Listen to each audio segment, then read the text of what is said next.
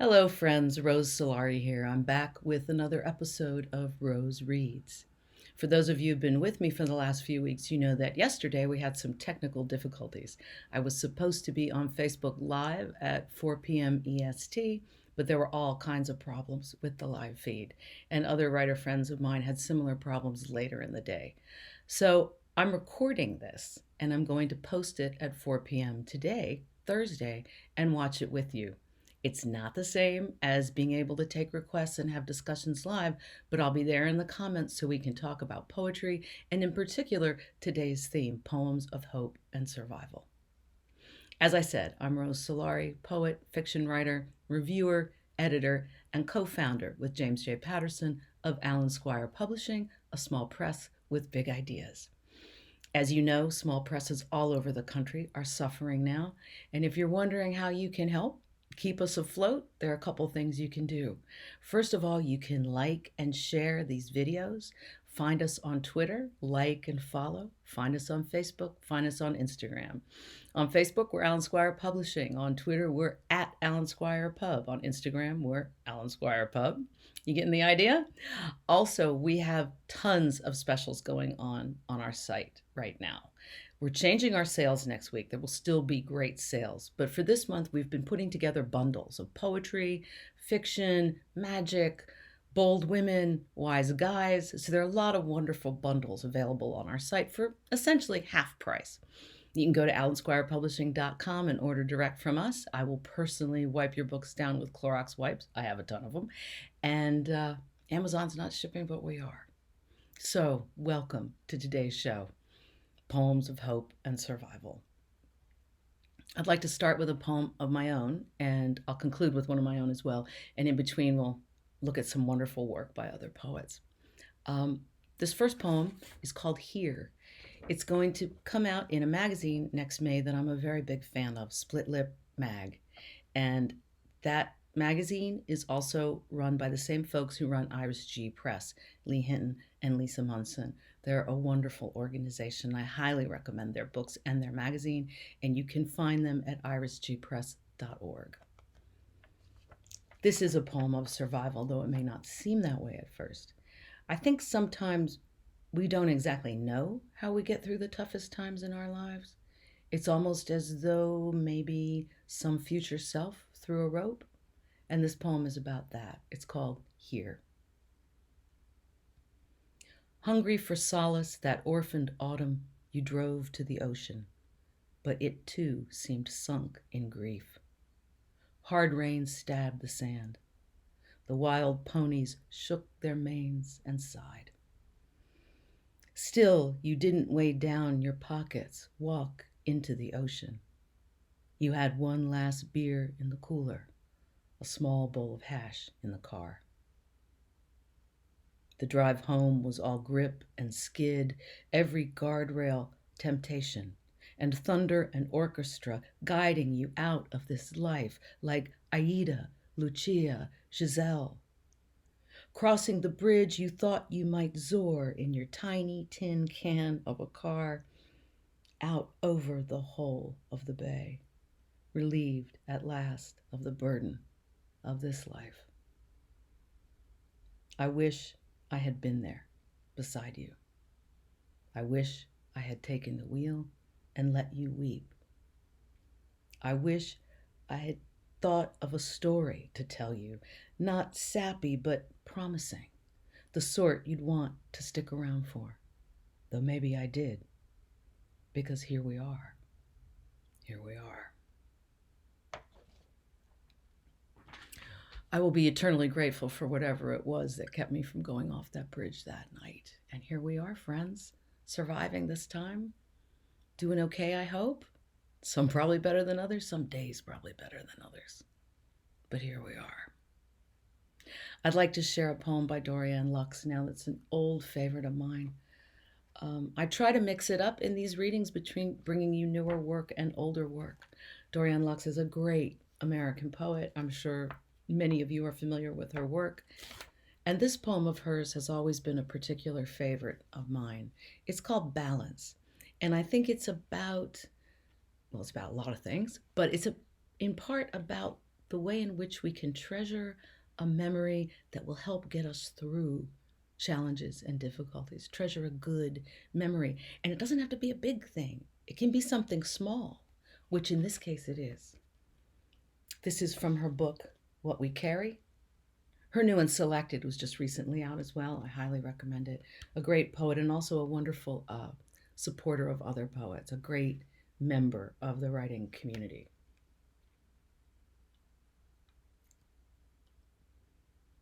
Balance.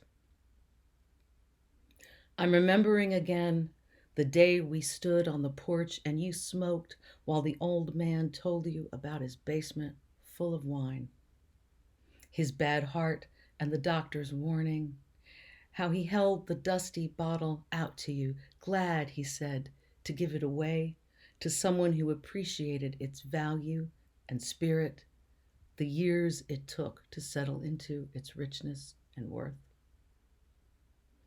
I'm watching again, each cell alive as you reach for the wine, your forearm exposed below the rolled sleeve, the fine hairs that sweep along the muscle, glowing, lifting a little in the afternoon breeze.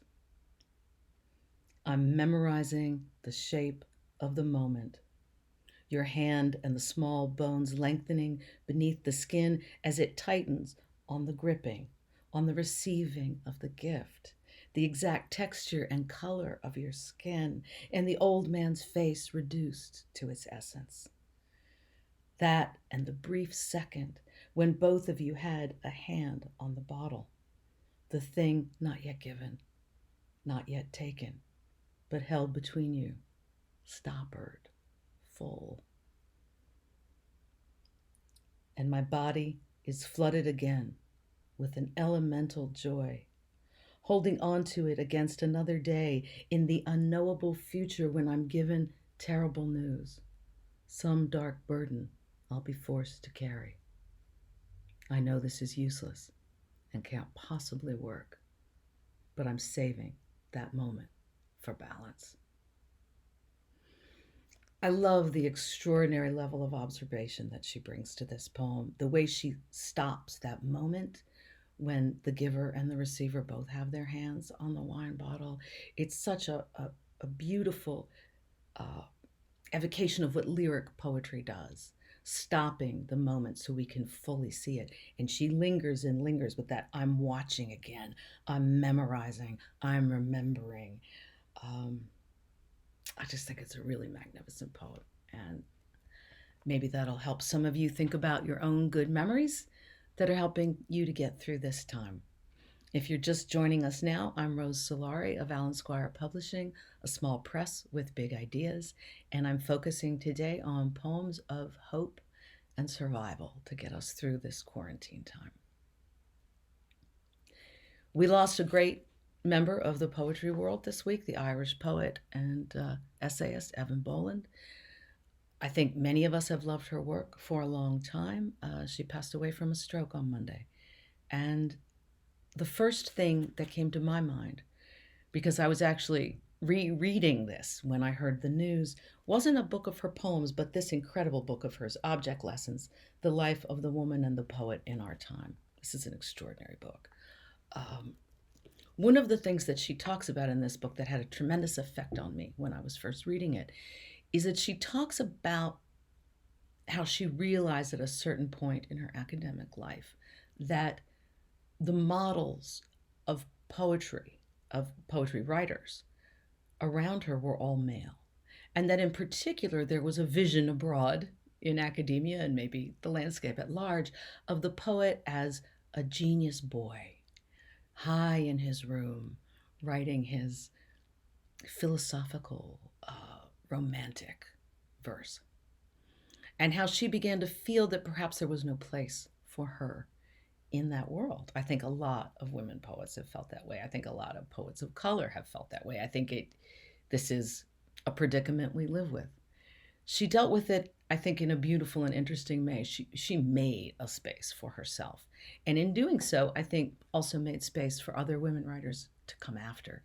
This is a poem of hers about that.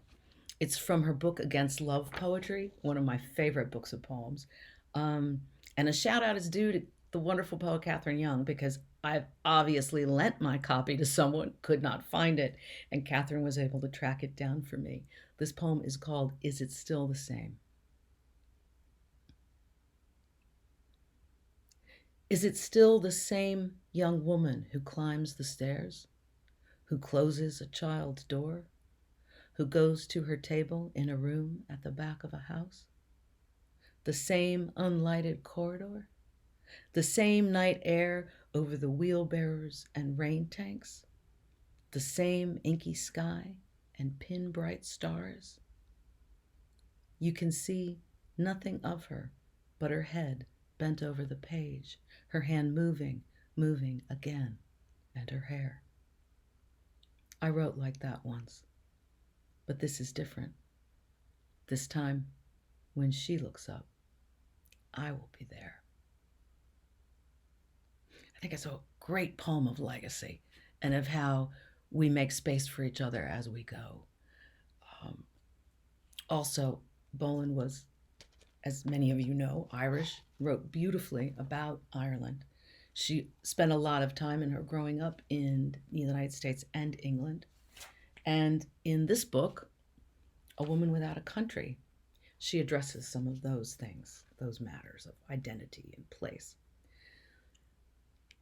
This poem, I think, is also about survival in that no matter how difficult or challenging anyone's childhood may have been, we often still have keepsakes or talismans that we carried forward in life for comfort, for hope. I think this is a poem about that, and also about a kind of magic that perhaps stones or crystals might bring to us. I know I love jewelry, not just for its obvious prettiness, but for the way it carries memory. And so this poem refers to that as well. This poem is called Amethyst Beads.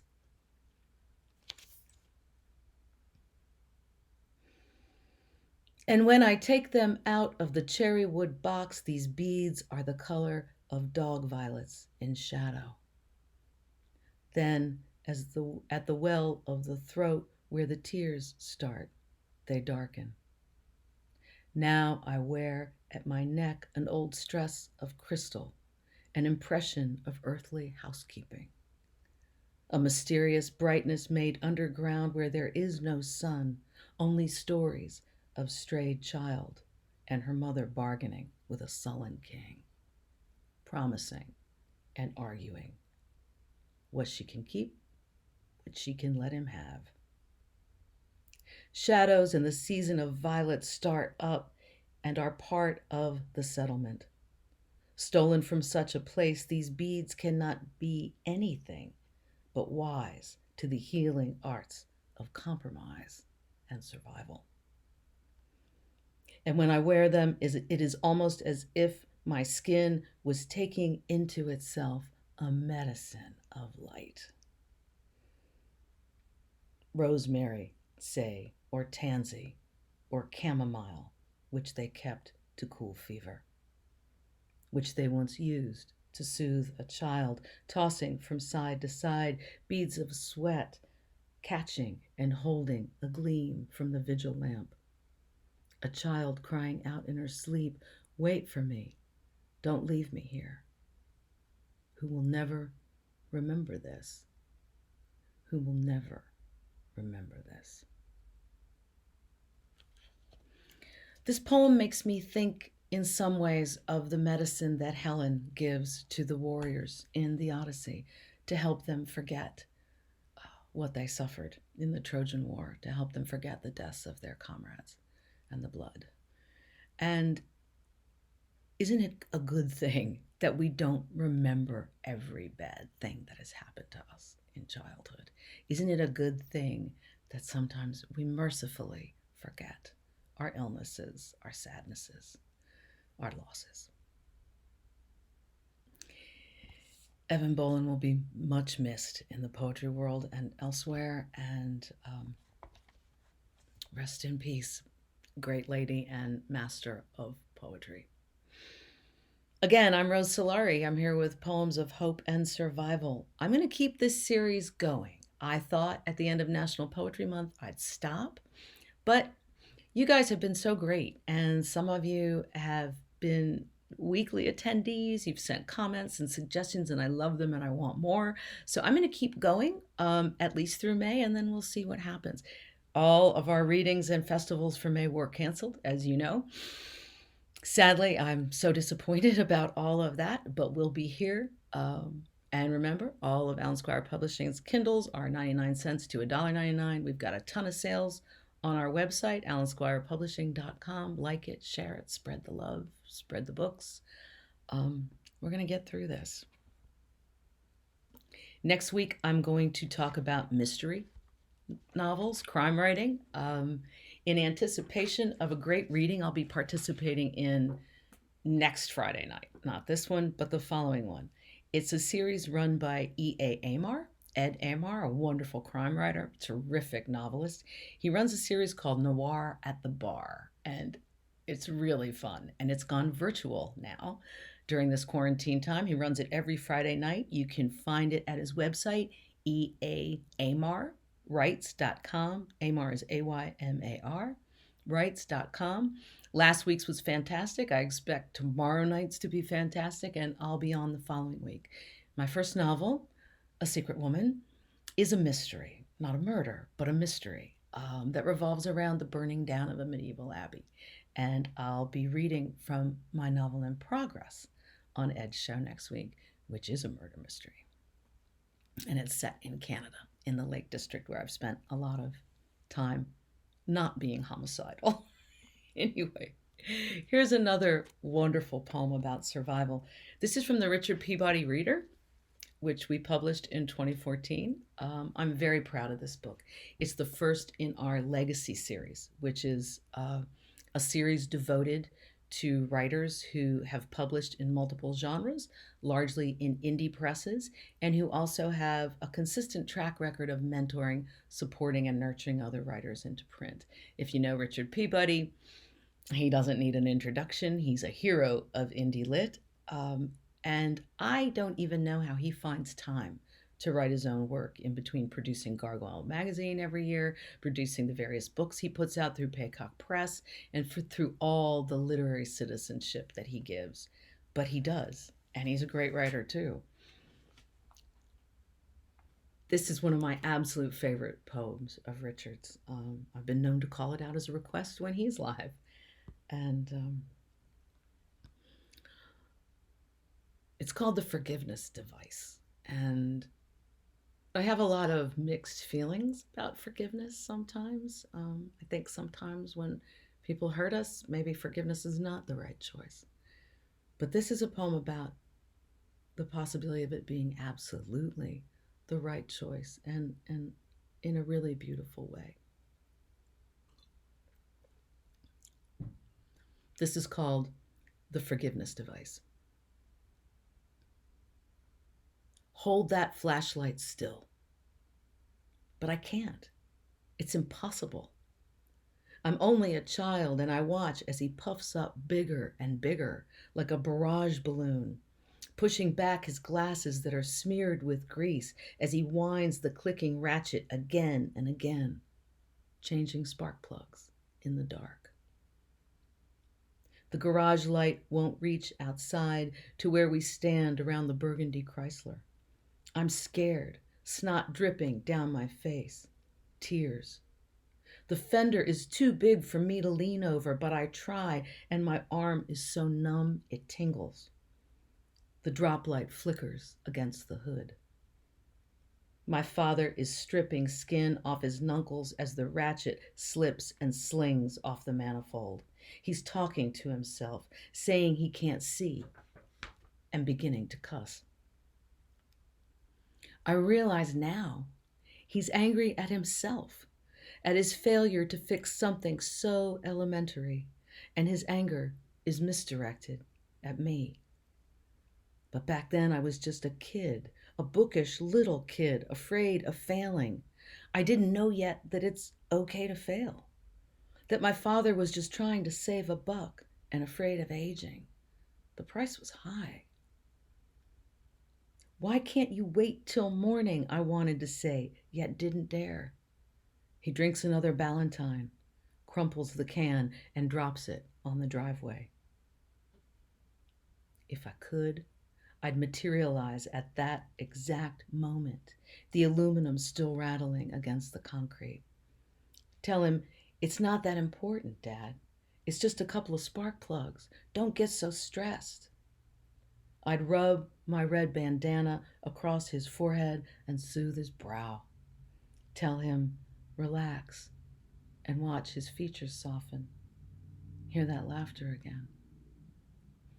And I'd forgive him. I really would. That's a stunner, isn't it? Richard has such a wonderful way of using simple, direct, high impact language to describe an ordinary situation and bring the power of it to light. I think he's quite a remarkable writer, poet, and fiction writer, and I highly recommend the Richard Peabody Reader, which right now is on sale on the Alan Squire Publishing site, bundled with James J. Patterson's Bermuda Shorts in what we call the Wise Guy Bundle. We got a lot of bundles. Grace Cavalieri is bundled with Linda Watanabe McFerrin. Elizabeth Hazen is bundled with herself. I'm bundled with Mark Pritchard, but don't tell his girlfriend. Anyway, the bundles all end on Friday, y'all, so get on over to the site and order yourself up some books. New sales start on Monday. Whole different kind, but we'll still be shipping out inexpensive books direct from here. We will deliver, and shipping is free in the United States. I'm going to close with a couple of poems of my own. These are from my second book, Orpheus in the Park. One is just a little one. I wrote this shortly after I really became very interested in pagan religions, pre-Christian religions, and became identified as a pagan myself. And this, I think, was influenced by that. It's a simple little poem. It's called Spring and What Comes After. Somewhere behind this still white hill, there is a woman waking up, turning over. Quiet. Can you hear her? Your hand is not yet ready to reach toward hers. Her hair still falls across her eyes, which you are as yet unprepared to meet. So it is just as well that she hesitates, warming her wide, soft body beneath the beginnings of the sun. It is just as well that she waits until the last snow has melted, until her skin and yours have turned a true deep brown, that she'll take her time. Perhaps that was the first poem I wrote that related to goddess mythology at all. I hate cold weather. I am a lover of spring and summer, and yet sometimes you have to make it through that winter time, the dark time, the hibernating time, the time when the nights are so much longer than the day, and it's a poem about that. I'm going to conclude with another poem from Orpheus in the Park. This is called Elegy for My 20s. Thank you for checking in. Again, I apologize for yesterday. I'll be back here next Wednesday at 4 p.m. Eastern Standard Time to talk about mystery novels, crime novels, to move into fiction for the first time in this series. So thank you very much. And I don't know about the rest of y'all, but it is really helping me get through this time to be able to share work in this way. I can feel y'all out there as community, even though I can't see you in person yet. Can't wait till we can do that. Sometimes survival has to do with being able to look back at your own life and reinterpret it. Sometimes, just as in Richard's poem about forgiving his father, sometimes you have to forgive yourself. And this is a rather lighthearted poem, I think, about looking back at a challenging period in my life. It's called Elegy for My 20s. I suspect this might be a poem that many of you might relate to. Elegy for my 20s. It is a different kind of happiness from being loved, but I maintain that it is still happiness. The small euphoria that comes of being alone and accountable to no one. Sundays, especially. I'd lie in bed late, shaky from too much wine or something I shouldn't have done the night before. Then it was time to roam the neighborhood, high on coffee and ready for something to happen. Something usually did, even if only a sudden particular slant of light that washed the streets for a moment pale rose, pale gold, or a blush and a grin from the teenage boy at the video counter, like I was something sweet he could almost taste. I'd buy myself chocolate, cut it slowly while the sun did its falling down dance between oaks and elms. Surrounded by stroller pushers, sometimes I thought I was the only single person in that town. And I loved it. Oh, I know, I was often lonely. I had nightmares and was afraid a lot of the time. In fact, I was terrified. But in memory, in my 20s, I am an Amazon of solitude, a goddess of standing firm on your own 2 feet. That girl is brave and hungry, a little fatigued maybe, but full of her own wild self. Her jeans fit well. Her hangovers fit well. She rocks. She glows. I never tire of looking back at that comic book heroine, watching her scale the slit glass sides of buildings labeled school, career, confidence, sex. I think she's a wonder. I can't wait to see what she'll do next. Thanks for joining me today on Rose Reads. I'll see you again next week. In the meantime, take care of yourselves, take care of each other. I hope you found something hopeful, something that will contribute to your survival through this crazy quarantine time. Keep writing, keep loving. We'll swim through this. I'll see you on the other side. Thank you.